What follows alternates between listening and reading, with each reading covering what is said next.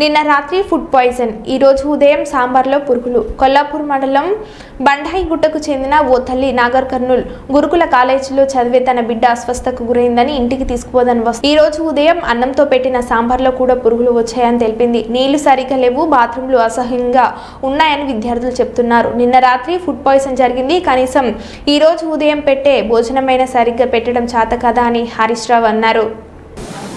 ఆ బిడ్డను తోల్కపోతాను వచ్చింది. నిన్న నా బిడ్డ ఈ హాస్టల్లో కలుషిత ఆహారం తిని వామిటింగ్స్ అయినాయి, కడుపు నొప్పి లేసింది, మోషన్స్ అవుతున్నాయని బిడ్డ ఫోన్ చేస్తే ఆ అమ్మాయిని తీసుకుపోదామని వచ్చాను. పొద్దున టిఫిన్ పెట్టారు. ఇలా మెనూ ప్రకారం పెట్టాల్సిన టిఫిన్ ఏంది? ఇలా పూరి చపాతీ పెట్టాలి. పెట్టింది ఏంది? అన్నం సాంబార్ పెట్టిందట.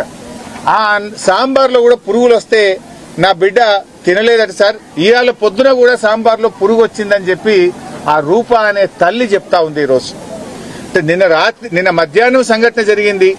కనీసం తెల్లారన్న మంచిగా పెట్టారా? మెనూ కూడా ఫాలో గారా? ఇలా మెనూలో పెట్టాల్సింది పూరి, పెట్టింది అన్నం సాంబారు. ఆ సాంబార్లో పురుగులు వెళ్ళినాయి. నా బిడ్డ తినకుండా ప్లేట్ కింద పడేసింది సార్. ఇట్లయితే ఎట్లా సార్? హాస్టల్ బాగలేదు, తిండి పెట్టలేరు చక్కగా, చదువులు బాగున్నాయి అన్నది.